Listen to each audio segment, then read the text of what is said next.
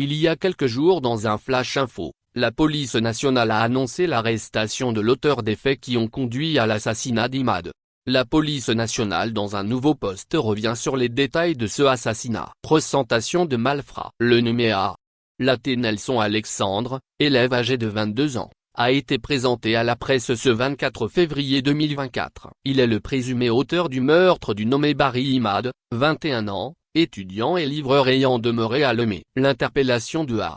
Laté Nelson Alexandre a fait l'objet d'un flash hier 23 février 2024, sur cette page Facebook. Les faits qui ont conduit au décès de Barry Imad dans la nuit du 19 au 20 février 2024, ont pu être reconstitués à l'issue des auditions de A. Laté Nelson.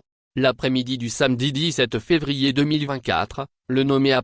Laté Nelson Alexandre contacte Barry Imad pour commander un iPhone 15 Pro au maximum. Tous deux se connaissent bien. Le lundi 19 février, Imad prépare le colis et se rend autour de 21h40 à Bavie, lieu convenu pour la livraison. Les deux se croisent devant la paroisse Saint-Paul d'Abavie.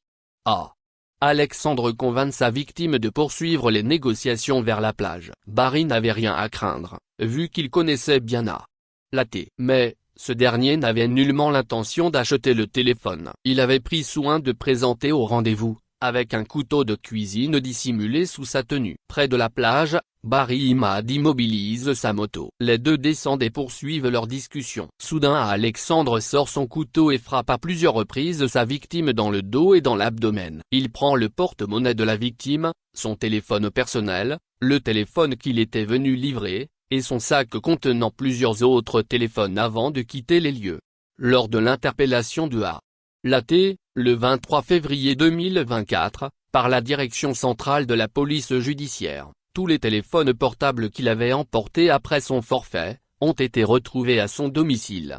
La police nationale profite de cette occasion pour appeler encore la population à collaborer davantage avec les forces de défense et de sécurité. Elle invite particulièrement les jeunes à se départir de la convoitise et du gain facile. Enfin, le police nationale prie chacun à faire preuve de beaucoup de vigilance et de prudence.